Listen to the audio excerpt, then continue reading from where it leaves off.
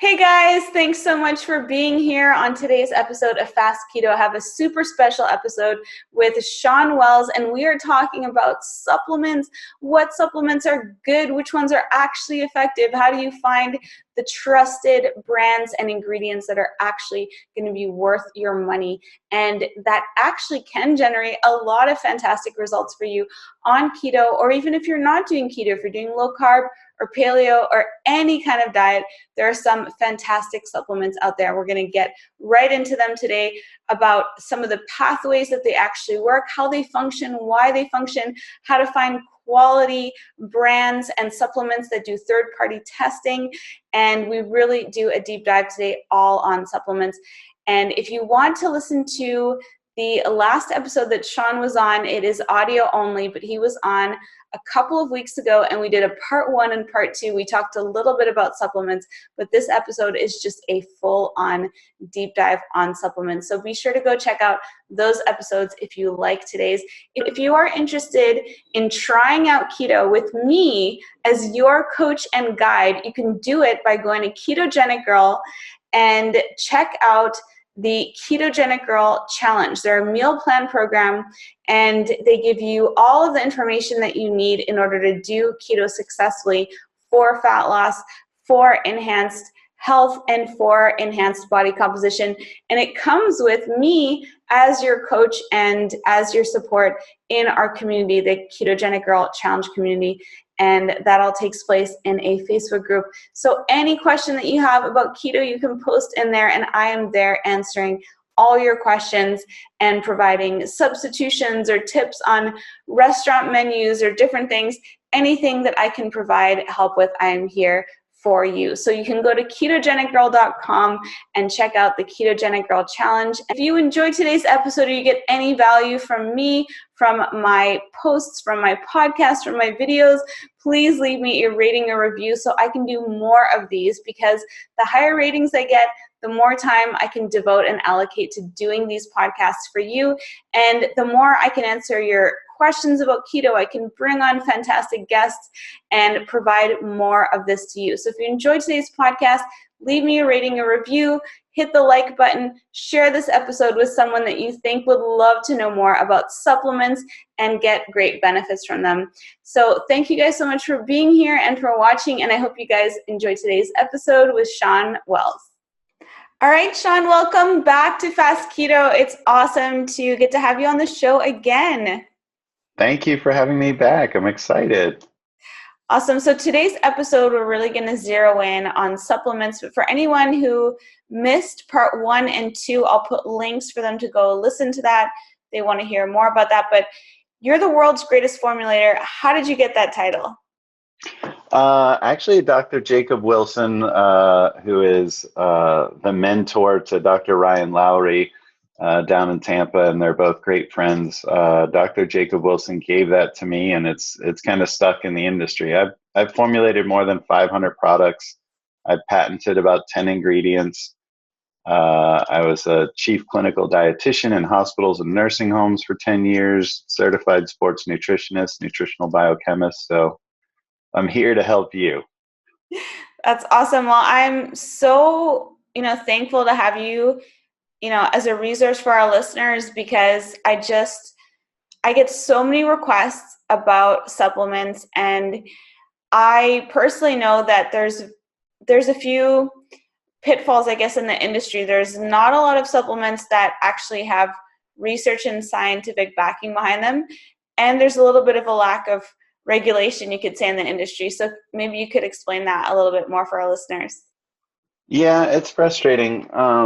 I'm so passionate about supplements, and it frustrates me when people say they don't work. And it's really a matter of them not using the right supplements. And it's frustrating that there are a lot of bad supplements out there.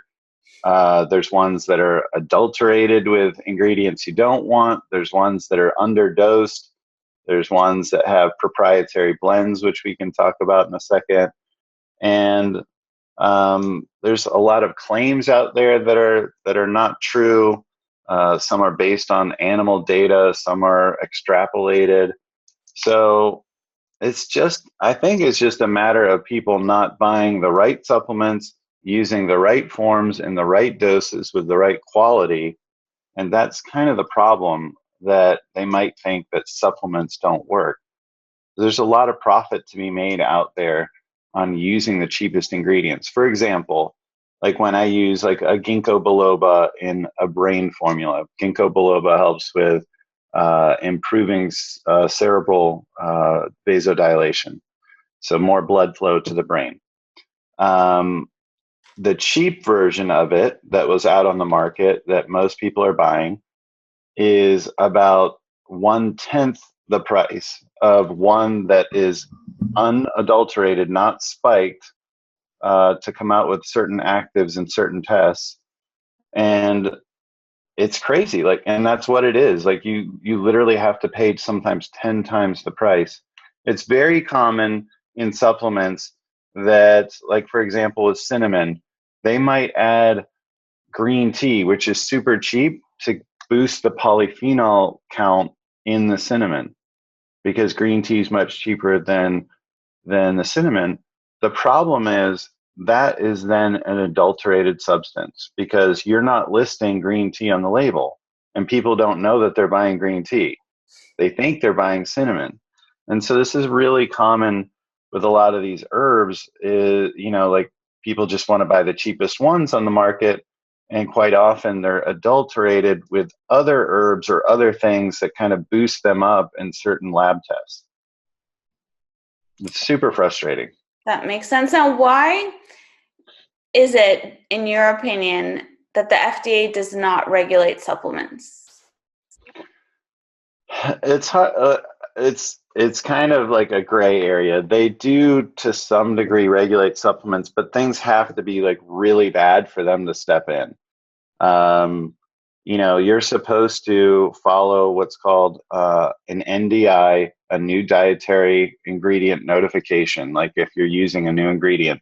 But 99% of the market doesn't do this. We've got a new ingredient, and they just put it out there. And it's hard for the FDA to go in and recall something unless there's like really like imminent harm, or like, someone's gotten really sick. Like, it takes a lot for something to have the FDA step in.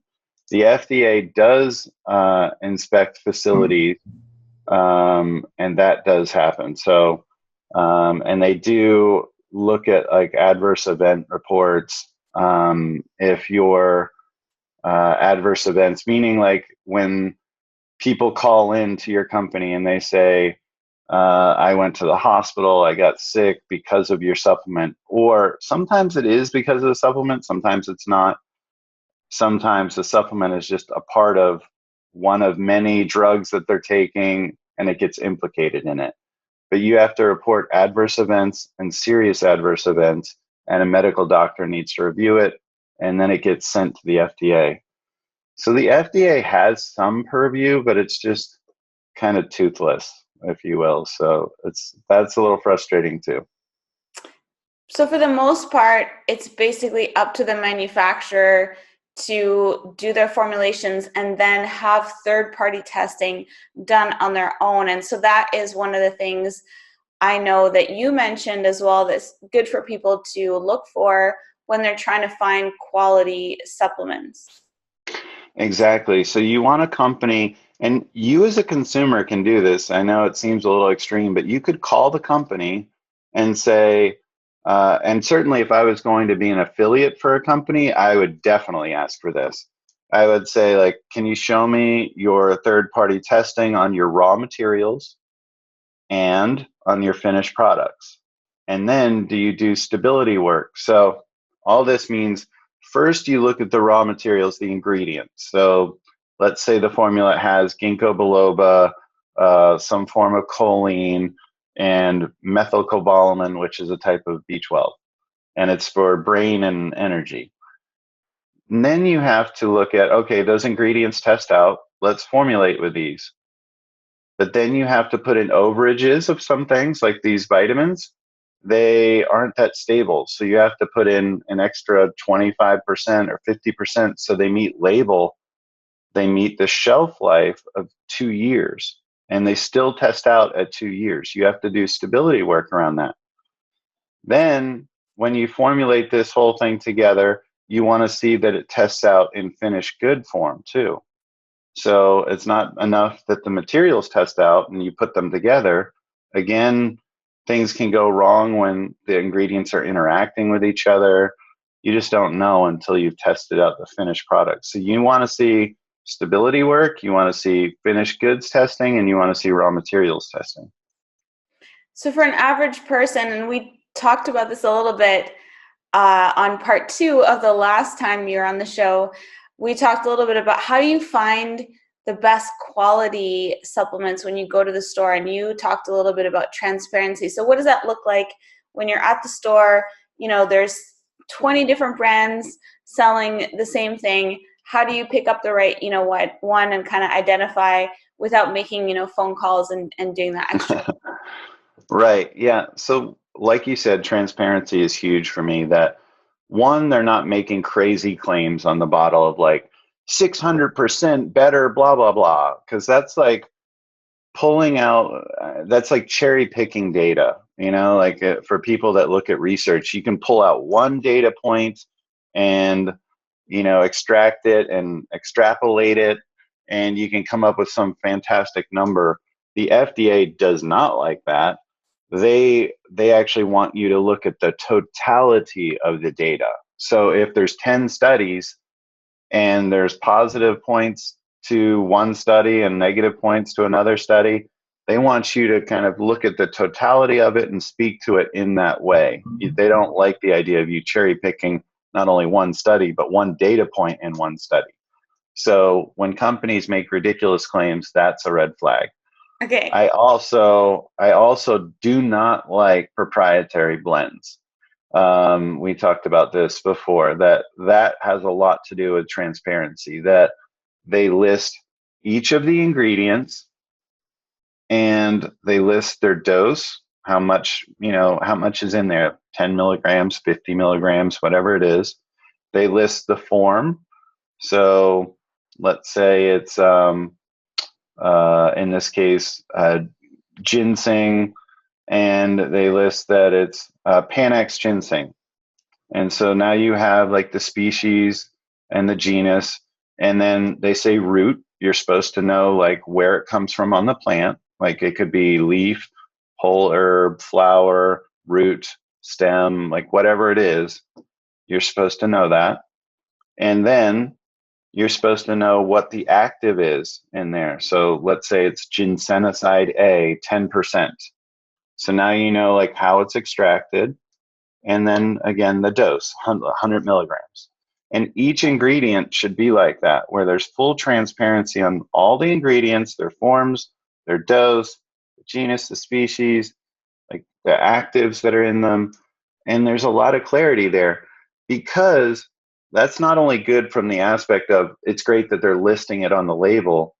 It also means that you're held to that standard, that you have to test each of those ingredients. That dose needs to be there on each ingredient. That active needs to be there at that level for each ingredient. When you do a proprietary blend, about 98% of your testing goes out the window. And it's so much cheaper also from a formulation standpoint, because you could have 10, 20 ingredients, and you can list all these ingredients that people maybe are aware of, and they're like, oh, I like that ingredient. Oh, it's got that too. And it says 800 milligrams for these 20 ingredients. Well, it could be 799 milligrams for one ingredient, the first ingredient, and then the other 19 ingredients could be 1 milligram. And that's called fairy dusting. And it's very frustrating activity that happens in supplements. I really do not condone it. I would never take part in that. But the majority of the supplement industry does this because they can get away with it. And it's very common, like especially like in sports nutrition, like with pre-workouts or fat burners, that you'll have like one experiential ingredient like caffeine that's super cheap. And then you'll have like a bunch of ingredients in there that are in there for label filler, but they're not in there at any consequential dose. So it's basically flavor and caffeine. And really annoys me that that happens. And it's sad. And I wish we get rid of proprietary blends, because no one's doing a proprietary blend to keep like secrets on their formula. That's not what it's doing. Like, if that was the case, then you should do a study on your proprietary blend. Mm. And that's not happening. So when someone says that, if you talk to a company, like, oh, you can trust us, we're doing the right thing, and then ask them, well, show me the data that you've done on your proprietary blend, and no one has it. It's Mm. really done to cut corners, and the ingredients are listed in order of descending mass. So basically, you'll see not only the proprietary blend, but quite often you'll see the cheapest ingredient first. And that's done for a reason, because they have to list them in that order. And you'll see something super cheap like creatine or caffeine or taurine, or something that's very cheap, and then the very expensive ingredients come towards the end. So those are major red flags. That's really good to know. Now I'm studying, I went back to school. One of the things I'm studying right now is sport nutrition. And one of the things that really shocked me is how many supplements actually don't have any research behind them in terms of effectiveness. So what would you say of all the supplements, say at a vitamin store, what's the percentage of product in there that is actually going to generate positive results for someone, just approximately? Out of the number of supplements that are actually efficacious, like Yes. a percentage, low. I mean, it makes me sad, but like probably less than 10%. Yeah, they were going through in my course, they went through about 20 different supplements and said only 4 actually had any kind of ergogenic or beneficial effect for athletes. And 2 of them were caffeine and creatine. And then there was, I think, sodium bicarbonate and another form of that. And those were just 4 that they Yeah. mentioned. But the 16 others that they covered were all ones that I just assumed were valid and would provide some benefit. And yet they went through every single one and said there's no actual research showing any benefit here. And yet, I think most people are just trusting. And like myself, I go to a store and I hear someone recommend something. I assume it works. And I assume if I don't get results, it's because it doesn't work for me, or like, whatever it is, I'm not doing it properly. And so, I just think it's so important for people to understand. This is one of the reasons I don't really recommend a lot of supplements. I get so many questions about them. But I know that there are some out there that are worth the investment, that are worth the time, that are worth incorporating into your diet. And I loved some of the ones you talked about on the last episode. And I'd love to go over some of the ones you find to be really effective. You obviously know your stuff. So let's talk about berberine.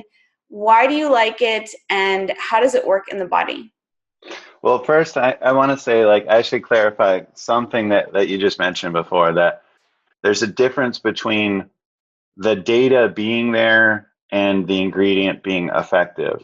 When the data is there, the ingredient should be effective, certainly. There's bioindividuality for sure. But there are cases where the data isn't there, like there isn't like, a bunch of human data, but the ingredient may be effective. And if you're going to experiment with one of those ingredients, I would say, look at the reviews, look at what people are saying, make sure that it seems safe, and then experiment with it on its own, so that it's not like in a complete, formulation where you don't know what's doing what. But certainly, like, the ingredients you're mentioning have like more than 500 studies: caffeine, creatine, sodium bicarbonate, beta alanine. Ingredients like that have a good amount of human data that we know are effective and safe. But there are ingredients that potentially just don't have the data yet. It doesn't mean they're not effective. We just don't know the exact dose to use them in. We don't know who they're effective for, the degree to which they're effective. So it's a little bit more of like self-experimentation at that point. but there certainly are promising ingredients that just don't have the human data yet. And as far as, berberine, we talked about last time, that's one of my absolute most favorite ingredients. I believe everyone should be taking it. And one of the reasons, like berberine basically is the herbal form of metformin. And metformin is a glucose disposal agent. And it's commonly used for type 2 diabetics. And it's been used for more than 20 years. There's a great amount of data on it. The cool thing that we're seeing is that it seems to have anti-aging effects. And it's working at the mitochondrial level with things like AMPK, AMP kinase. And AMPK is like a sensor that is amazing with all the things it does. Like it's kind of like a regulatory switch that turns on fat burning, that might turn on ketones. And I've seen this, that it actually lowers blood glucose. It changes your RER, which you can look at to see, like, kind of where you're at with fat burning. It improves, increases ketone levels. But we're also seeing that when you look directly with animal models at anti-aging with like the SERT genes, the length of the telomeres with DNA, that's a way that you can tell, like, basically that's the most direct marker of aging that we know of is telomere length. Mm-hmm. And that positively affects it. So, and then to take that one step further, we were talking about last time that mitochondrial dysfunction results in insufficient cellular energy states because the mitochondria aren't working right. And mitochondria produce energy, right? They're the powerhouse of the cell. And that leads to, over time, when you're chronically insufficient with cellular energy, glycation with blood sugar damage, inflammation, and oxidation. And therefore, there's a number of tissues and organs and things in the body that are getting damaged over time as a result of mitochondrial dysfunction. So, and this is one of the reasons why keto works so well, is not only for just weight loss, but it's providing that energy substrate. It's bypassing the secondary complex of the electron transport chain that's involved in the whole, like, the TCA cycle and energy production.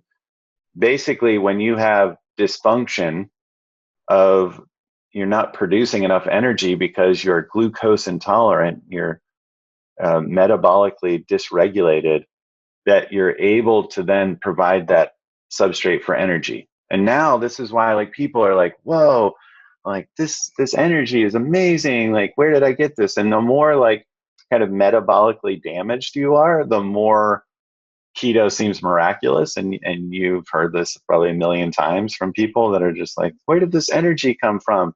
Because their oxidation goes down, their inflammation goes down, their glycation goes down, their mitochondria are functioning better, they're producing more energy. And this is one of the reasons, like, it helped me so much dramatically with my autoimmune stuff. And, because, like, chronic fatigue syndrome and fibromyalgia, a lot of these things are correlated to not having enough cellular energy. And that's why you feel tired, and that's why your body is, like, hypertonic, like your muscles, like, stay kind of flexed. And someone gives you a massage and they're like, why are your muscles so knotted up and hard all the time? This is one of those reasons, because you're not, like, when you have mitochondrial dysfunction, it literally, like, cascades down into almost every disease state. And biological aging versus chronological aging, you're aging more rapidly. So it's something to look at. And metformin and berberine, and I prefer berberine because it's the natural version, essentially, works so well hand in hand with your keto. But I think everyone should be on it, whether they have type 2 diabetes or not, or whether they're keto or not. Like, it's amazing. It's just a pill that you take, and it has just incredible anti-aging benefits, anti-disease benefits, because you lower your blood glucose, you're lowering chronically elevated insulin, you're lowering, therefore, like some of these aging factors that can happen. You're lowering inflammation, dyslipidemia, you're lowering oxidation, so there's less physiologic stress on your body. So it's super helpful, and it's kind of like, basically it's a caloric restriction mimic is what it's doing. Like, that's one of the most powerful things we know of for anti-aging is CR, caloric restriction. But the problem with caloric restriction is you really need to do more than 500 calorie restriction over time, and that's going to lead to less energy for life, basically. And it actually does lead to some shrinking of atrophy of like your brain and other organs, because they're just not needed as much. You're kind of like operating in this battery saver mode, if you will, like where you don't have like access to everything at the highest level. So there's definitely a cost for that. And you don't have to go through that like when you use something like Berberine. So I love it. Use it. I recommend it. 500 milligrams 3 times a day is what the research says. And I would certainly take it if you're having any carbs at a meal, but you can take it whether you're taking carbs or not. Yeah, you were telling me about a little experiment you did. Yes. Crazy. Should I mention that here? I think that Okay. was awesome. It's gonna sound bad. So my carbohydrate.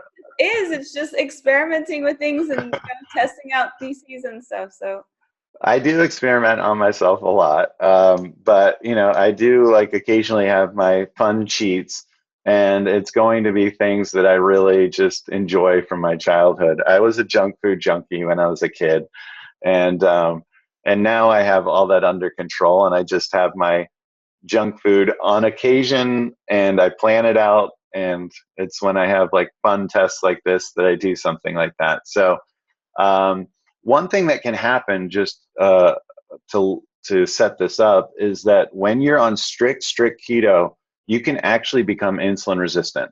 You don't have the metabolic flexibility that someone that does cyclical or targeted. So it's because you just don't need to be that effective with insulin and blood glucose being so transient, going up and down. So that's something to be aware of here. So I was operating at a basal level of 65 to 70, like pretty good with blood glucose.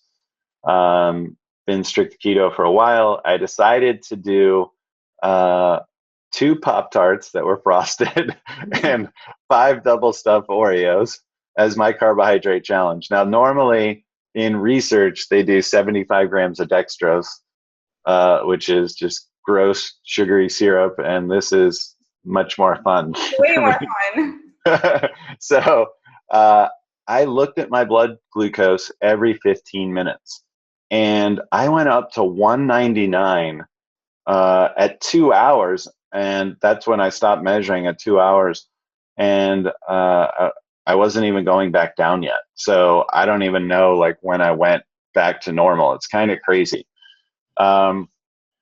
Weeks later, I tried this again with Berberine, 500 milligrams. I started again at a similar basal level, like 65 or 70. I never got above 100. And that was at 1 hour. I think I got up to 98. And then at 1 hour and 15, I was already going back down. And at 2 hours, I was back to baseline. So the difference, massive. I've had people tell me, I mean, I'm not encouraging this, but like that they've had like, cheesecake or something, like regular cheesecake, not even keto cheesecake. And, they were like, they stayed in ketosis. So like, I'm not recommending that per se, but it's certainly powerful. It's one of the most powerful tools we have for anti-aging, anti-glycation. You might read about something called AGEs, advanced glycation end products, and that's something that gets heavily studied with aging. And we're just seeing blood glucose is so critical uh, to metabolic dysregulation or regulation, and it's really profound in research what we're seeing with metabolic diseases. And we used to think diabetes was a metabolic disease, but now we're seeing that Alzheimer's is type 3 diabetes. We're seeing, like you mentioned, PCOS is actually like insulin resistance in the ovaries. So, but we're also seeing like new research I saw the other day, anorexia nervosa. You think that that's a mental disease, right? That's just a psychiatric disorder. But they're seeing that it's a metabolic disease and it's tied tightly to blood glucose.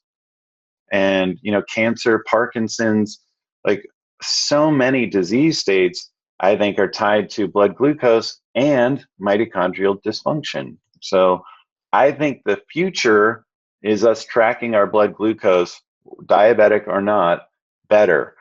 Us looking at markers of mitochondrial dysfunction better. Like I was talking to you last time about, you could do, if we just looked at hemoglobin A1C for blood glucose, we looked at CRP, C-reactive protein for inflammation, and maybe we looked at oxidized LDL for oxidation, we could have a number, and let's say we looked at this twice a year, we could be so proactive on all disease states and biological aging. Your doctor could tell you how you're doing health-wise, what your risks are, with just these couple labs, like maybe $100.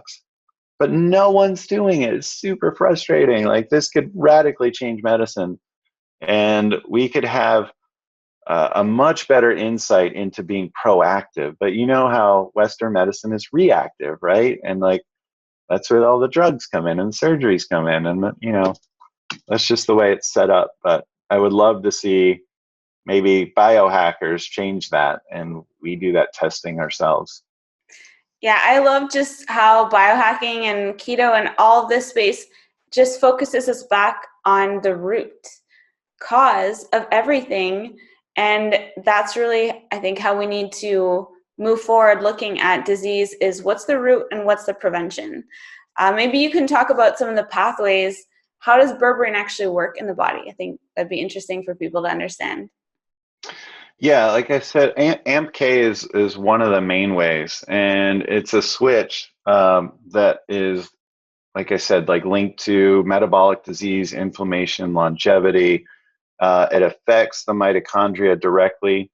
AMPK is known to reduce inflammation, basically trigger autophagy is another thing it does. It turns on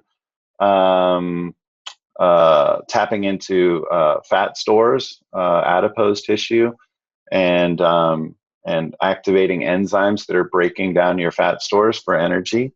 It lowers blood glucose. It raises ketones. Affects the aging process, again, with just how it affects insulin. Improves cholesterol, dyslipidemia. So AMPK is one of those things that it's kind of a catabolic enzyme, AMP kinase, meaning that people tend to think of it as like the opposite side of mTOR and some things that are anabolic. Mm-hmm.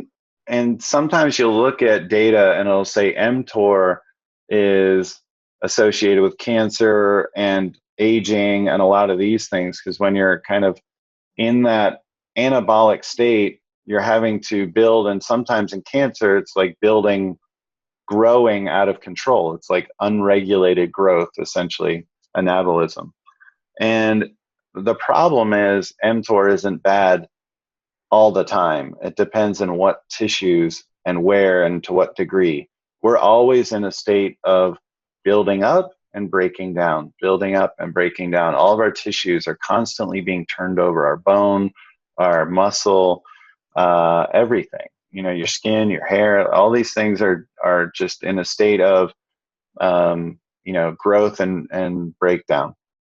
So what I meant is when you were doing that experiment, Mm-hmm. what is it that's activated in terms of your blood glucose reacting differently? Yeah, that is the AMPK that's affecting insulin sensitivity, that's affecting glucose disposal, that's allowing for glucose to be pulled out essentially of the bloodstream, get stored into glycogen in the muscle, that kind of thing. So, Enhancing the cell's insulin sensitivity in terms of being able to receive the signal of insulin better, it's enhancing some mechanisms along the way. exactly, yeah. Awesome. So knowing all that you do about supplements, what are the ones that you take? Obviously, Berberine is top one Mm-hmm. for you, but what are Mm-hmm. some of the other ones that you like to take personally for yourself? So creatine, like you mentioned, creatine not only isn't good for creatine's good for lean body mass retention, like you hear with bodybuilders, and it generates more power with creatine phosphate in the body, but also creatine has been tied to bone health, has been tied to brain health, eye health. So we're seeing creatine as an effective methylator, and methylation is a really important process in the body. It's really simple. It's just adding like a hydrogen ion onto something or removing it. But it's a chemical process that's happening trillions of times a day in your body. And one of the most important aspects of methylation is protecting your DNA. So we're just seeing that creatine has a profound effect as a buffer, as a methylator, with just health, power, protecting your body. So creatine, I think, should be included like in multivitamins. Like I think it's a really great ingredient. Some people don't like it because they think they'll gain water weight, especially women. I think like have that preconception. You can just take less of it. It just takes a little bit longer to saturate the muscles. It might take 28 days to maximize creatine phosphate versus 5 days if you're loading.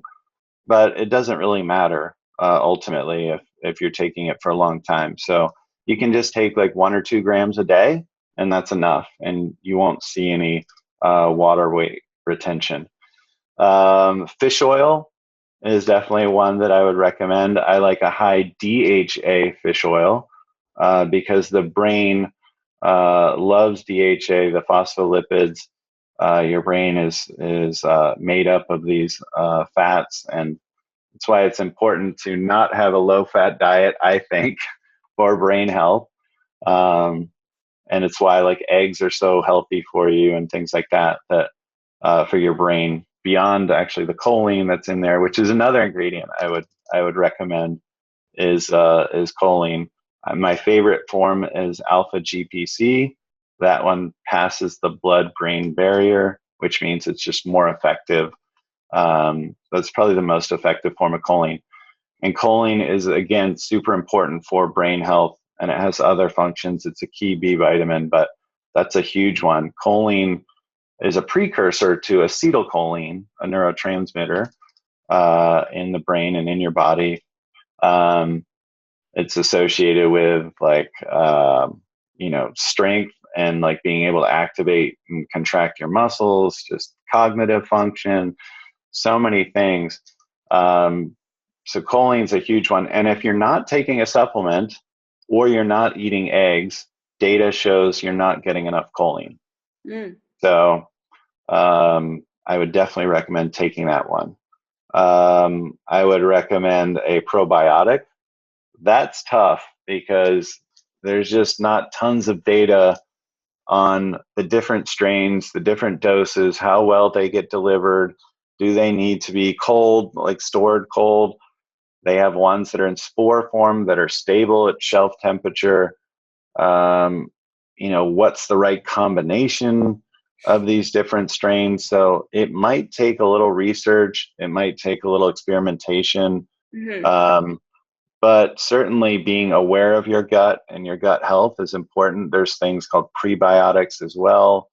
There's things that are called synbiotics that help have synergy with your own gut.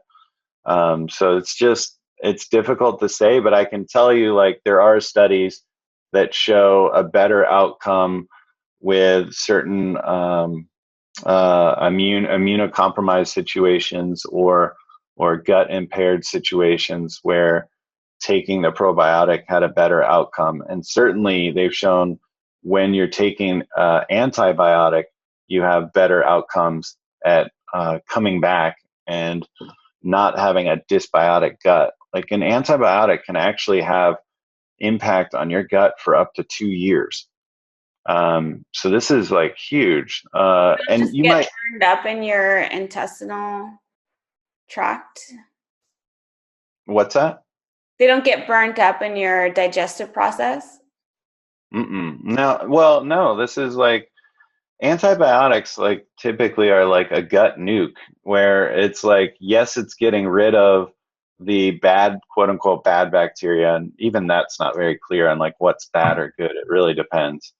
But it's nuking the gut, like where you're getting rid of all the bacteria. So you need the healthy bacteria as well.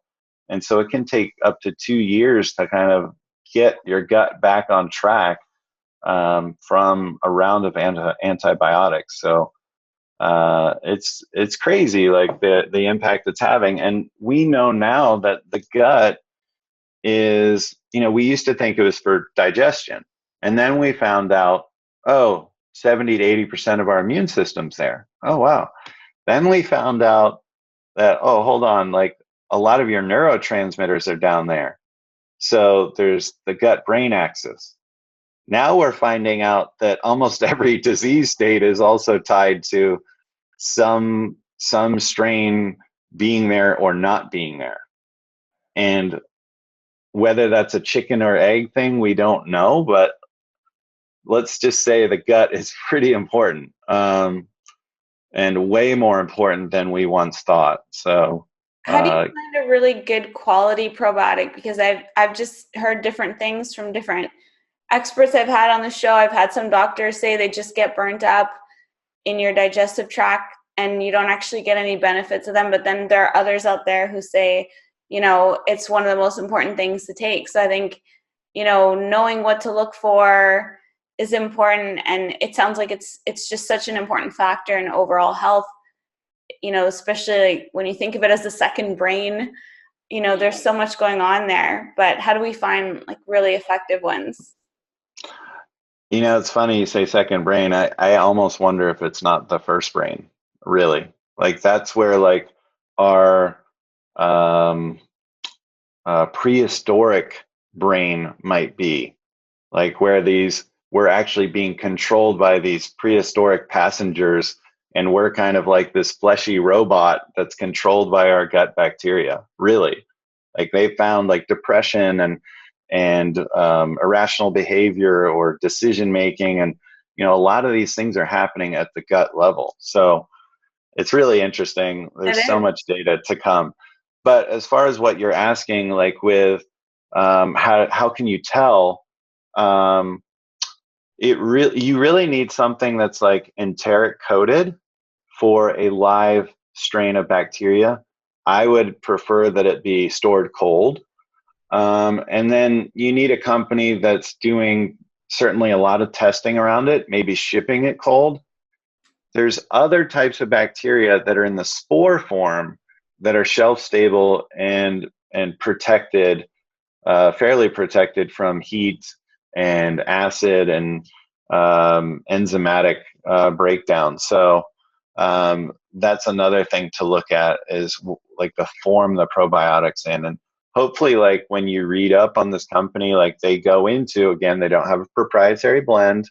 They're talking about how they've taken steps to make sure the probiotic is delivered intact to the gut, either through enteric coating or it being in a spore form.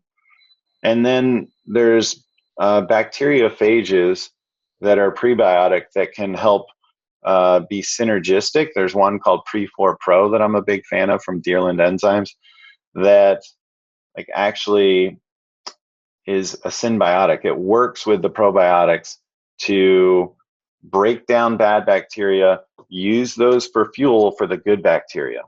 So it actually like fuels this process of kind of seeding your gut with the good bacteria. That's very cool. That's very cool. And I will put links to that particular one that you mentioned in the show notes for people to find that, because, you know, I think that's one of the trickiest things is just there's just so many suppliers out there and there's a lot of different, you know, contradictory data. So, you know, at the end of the day, you have to make up your own choices, but it's good to know, you know, from someone like yourself who has so much experience in the field, you know, what some of your, you know, top picks are.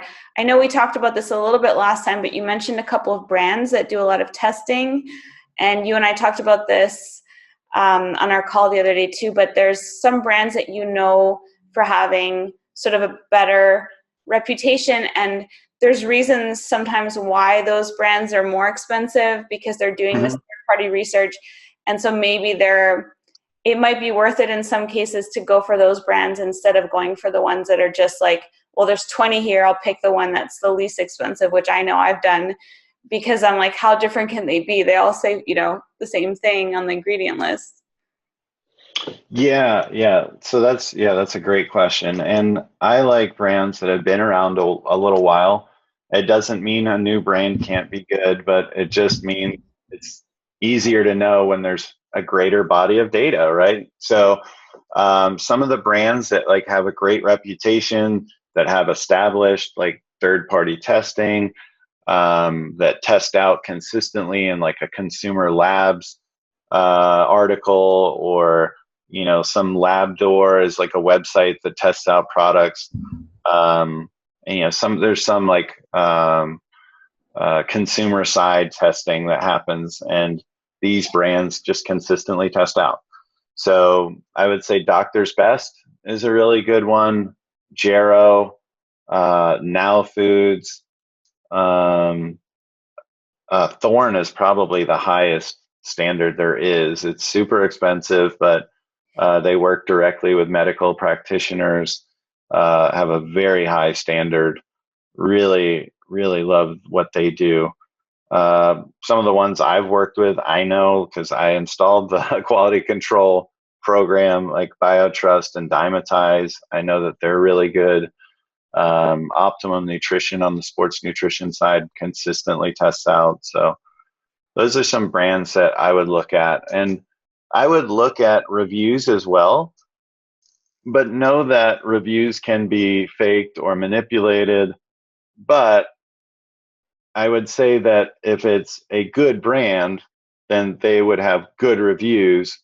And you know, a bad product having bad reviews is a clear sign that it's not good. You can't always tell from the good reviews, but you can certainly tell from bad reviews. Right.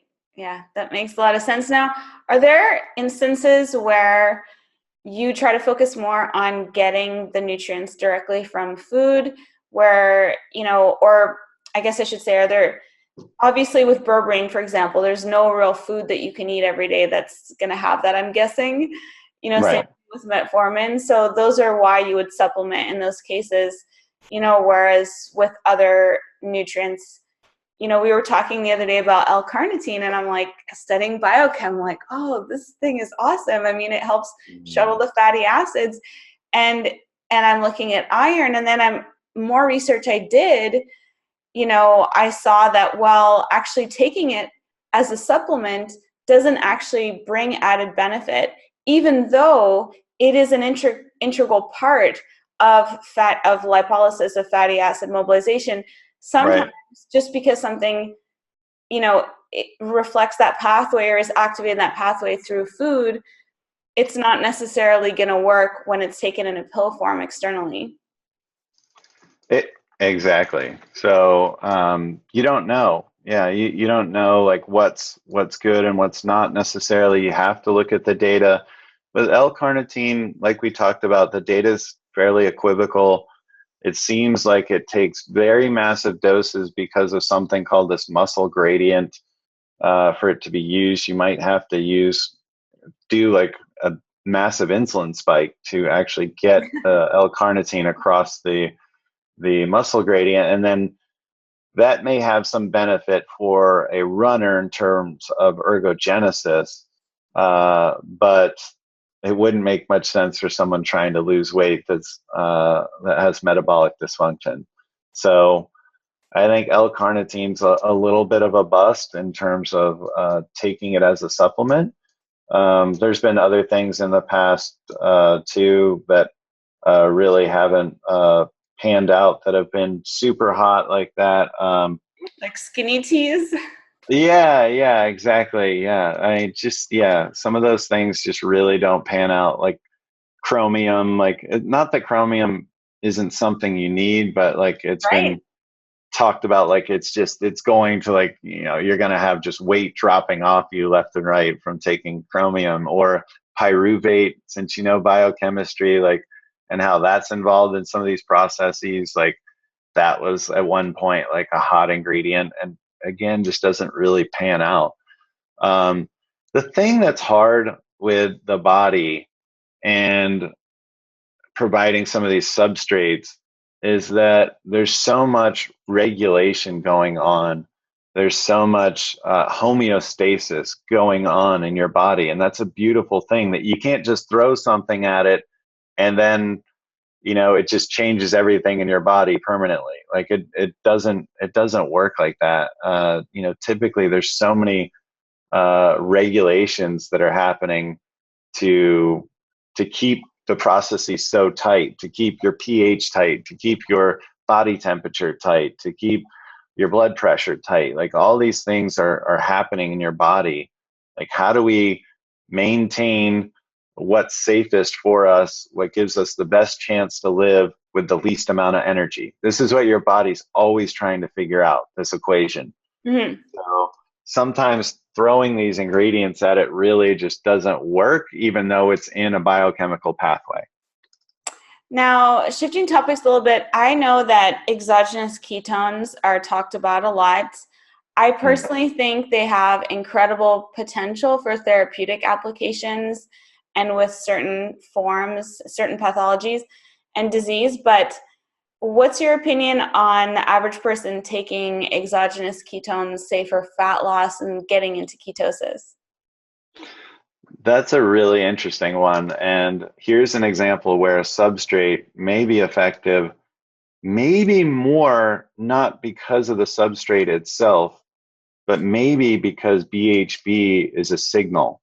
And when you hit Mm-hmm. certain levels, there's signals that take place. And so with your body, if you're way too high in BHB, you're in ketoacidosis, which is dangerous to your metabolism. And if you're maybe like at 6, 7, 8, 9, whatever millimoles of BHB, like that's like more that fasting level, and like probably where you'd want to be with cancer states and suppressing blood glucose. But there's certain things that are happening at different levels.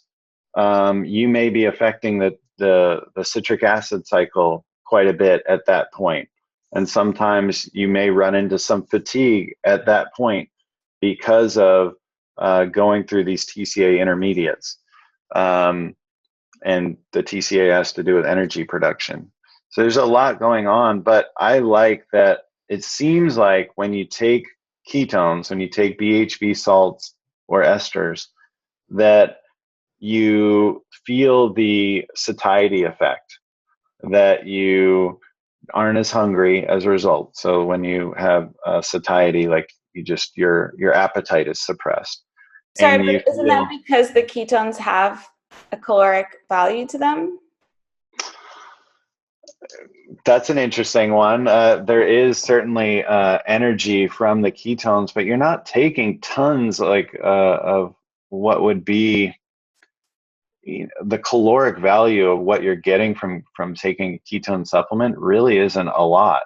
Again, I think it's more on the signaling side of the equation that when you hit a certain level, again, like you're almost like hacking into starvation. Like your body might think that you're starving, so then it's saying, look, like we want to be more efficient with VO2, like so we want to have more oxygen efficiency.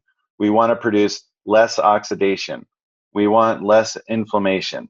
We want we don't want him eating as much right now, so we're going to turn down hunger. We want to protect lean body mass, so we're going to improve leucine sensitivity and protect the muscle, be anti-catabolic, because that's the most important thing to protect when you're starving or in that kind of state. So like there's some things that are happening that are great hacks if you're trying to lose weight, that when you're simulating fasting or starvation, if you will, with the signaling. And I think that's where most of it's coming from, because the substrate itself is going to provide, yeah, a little bit of calories, a little bit of energy, but I don't think that's really the level that it's happening on so much as more it's a signal.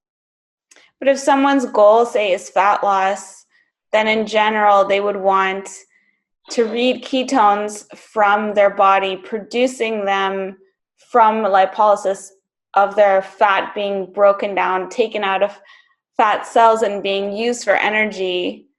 I mean, that would be the way that ketones are being measured as an indicator that that process is happening, right?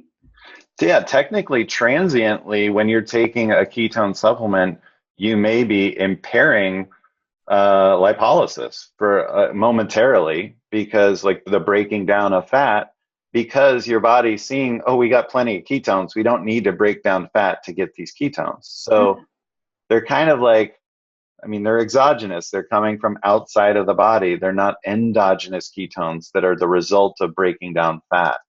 So it is a different ketone. That's why I'm saying I think it's more the signaling that's happening that's really important with the exogenous ketones, the BHB salts, and not so much, yeah, like what you're saying, like with breaking down fat, it's different. So yeah, you want to.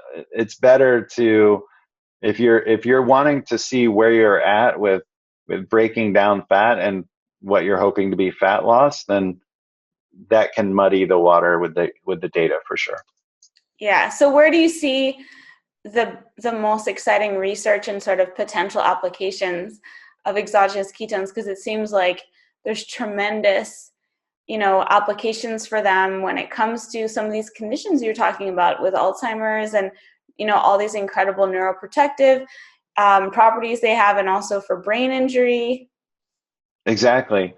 Yeah, and it's so fascinating. Again, and it might be turning on autophagy and mitophagy, cleaning up the mitochondria, and it might be helping with mitochondrial biogenesis and making more mitochondria, and therefore helping with cellular energy. And so there's a lot of things that these ketones might be doing. Another one is actually improving NGF, nerve growth factor. BDNF and NGF are so critical to protecting the neurons of your brain and actually creating new neurons, which is very exciting. That's very difficult to do. Like we thought, like, the brain just ages and you just lose brain cells over time. So BDNF is kind of one of those areas of research that's really exciting. And we're finding that keto, fasting, caloric restriction, probably metformin, berberine, some of these things that can suppress blood glucose, improve ketone levels, might help with that. So last time we chatted, you mentioned you were curious about deuterium levels. Mm. So I'm curious, have you been looking more into it, or what can you kind of tease our audience with for them to, look into or look out for? It's a little complicated. I can put it like this. So like the electron transport chain, there's like hydrogen ions that will go through there, and um, that think of it as like in the mitochondria, um, that a hydrogen is like a normal sized guy going through a turnstile, like at a concert or something like that, right? Mm-hmm. And then you have this heavy hydrogen, call it deuterium, that's kind of the overweight guy that has trouble getting through the turnstile so that you can make energy. Mm. And the problem is we're finding that deuterium, this heavy hydrogen, was extremely rare to find in the world around us. But we're seeing that, interestingly, junk food is higher in deuterium, that lower quality water is higher in deuterium, that high glycemic foods are higher in deuterium. And we're finding that keto is low in deuterium as a diet, that we're Huh. finding that filtered water is lower in deuterium, that it's really interesting. And then there's something called deuterium depleted water, where they go like one extra step and they're literally pulling all the deuterium they can out of it to the parts per million level. And they're seeing data that that positively affects people that have cancer, both animal and human models. And so we're trying to figure out how effective is this manipulation of deuterium, and how implicated is it with metabolic dysfunction and mitochondrial dysfunction. And so it's just an interesting area of research. There's new research coming out every day on it, and it's not super clear. It's kind of like how the gut microbiome data is right now. It's really exciting, but there's just a lot of things coming from a lot of places, and it's not clear or easy. But it's fascinating, and I can tell you, I think there's a big future in us looking at deuterium. You can actually do a deuterium breath test. It's a little expensive, but you could actually see what your deuterium levels are in your body and Wow. whether they're too high or not. So this is another biohack that might be coming out around the corner. So we're seeing that people that eat healthy, people that breathe quality air, that exercise, that drink quality water, that eat more vegetables, that do keto, that do fasting, they have lower levels of deuterium, and therefore their mitochondria run more efficiently. So it's one of those things. Now, to add more confusion to this, there might be a certain level of deuterium. We were talking before about homeostasis, but there's an idea called hormesis, where a little bit of what would be negative stimuli can cause adaptation. Think of like when you're working out in the gym, like you're lifting heavy weights and it's breaking down your muscle and causing like little micro tears, and you're causing damage. Is that good? Actually, it is good, because you're building up more muscle, you're adapting to it. So there's a certain degree of deuterium that may actually cause the mitochondria to get stronger, to get better at mitophagy and autophagy. That might cause more mitochondrial biogenesis. But I think that was more common years ago. Maybe we were at a state where there was positive benefits from a little bit of deuterium, but now we're seeing our diet is very high in deuterium, and it's wreaking havoc on us. So I think this is an area of research that that'll be really interesting. I'm pretty excited about it, and I think there's a future in solving for deuterium, taking steps to lower deuterium. So we'll see. Oh, that's super interesting. Now I know you're doing a bunch of like biohacking trips and stuff. coming up. So what are some of your favorite biohacks? Oh man. So, I mean, you know what? It really starts with the most important one is mindset. Like, sticking, like you coach people on keto, you help people to lose weight. I mean, the most important thing isn't the the the small aspects, the minutia of keto. I mean, you can get into that with them, but the most important thing is compliance, right? Like mindset. So, having a mindset for gratitude and doing a gratitude journal and loving yourself and not doing keto or this diet because you hate your body, you hate yourself, you don't feel loved, you don't think you deserve love. You're not appreciative of all the things that are amazing in your life, the people that are amazing in your life, that can have really bad effects on your mental health and certainly your ability to stay on a diet and treat it as a lifestyle. So I think that's one of the most important things is doing like something like a gratitude journal, meditation, having quiet time with yourself and being okay being with just you. Because we've talked about this. Like if you talk to you, I'm sorry, if other people talk to you like you talk to you, you wouldn't be their friend. So it's important that the voice that's coming from you is a positive one most of the time. And then I think it's important to have the right people around you. The 5 people, you're the product of the 5 people around you, right? Like, so you want to like be very conscious, very intentional of the people you have around you that you call mentors, that that are inspiring to you.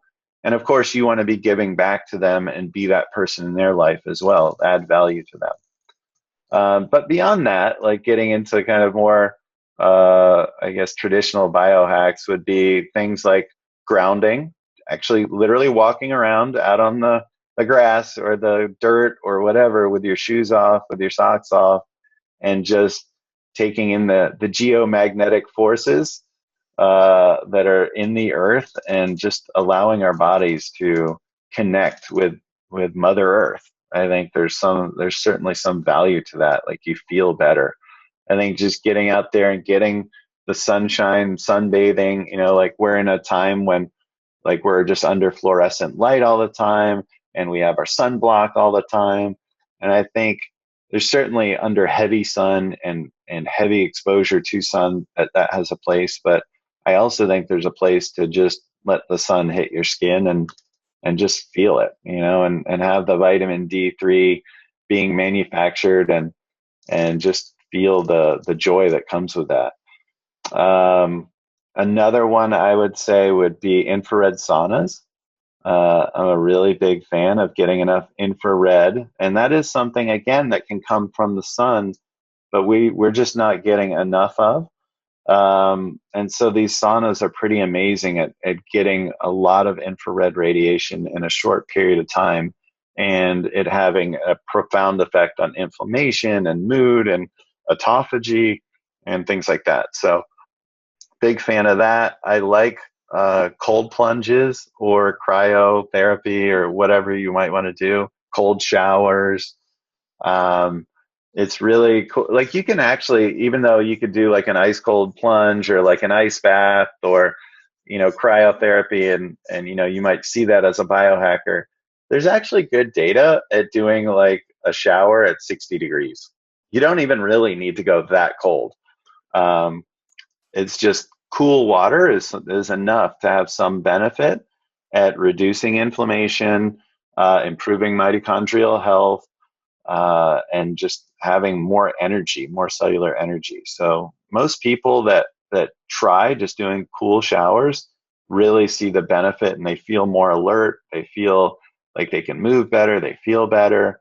And then there's an idea that's really cool, kind of going back to that idea of hormesis and how we can be stronger physiologically to deal with stressors. It's called contrasting, where you go hot, cold, hot, cold, hot, cold. And so you can mess with this, like maybe in the shower. It's kind of like the polar bear clubs, like when they jump in the icy water and then go to like a sauna. But like you could just do this in the shower, just going like hot to cool, hot to cool. And I think you'll feel a tremendous difference. Another one I would say is blue light exposure. Being careful of getting too much blue light in the evenings from like your cell phones, your computers, your TVs, all that. Definitely use like those blue light filters, like the apps on your computer or your phones. But turn off your devices like the last couple hours of your day.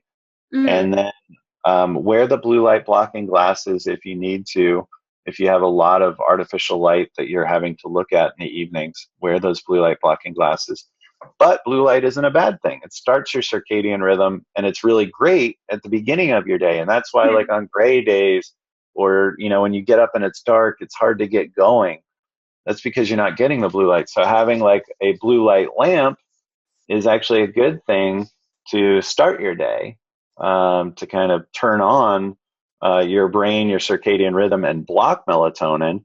And then in the evening, you don't want the blocking of melatonin. You want the natural release of melatonin so that you start feeling sleepy and you get enough sleep and you get quality sleep. The worst thing you could do is be there, in bed at night with this thing literally just blasting light into your eyes. It's terrible. So those would be some biohacks that I'd recommend. Awesome. Well, what are some of the events that people can look out for you and find out more information about?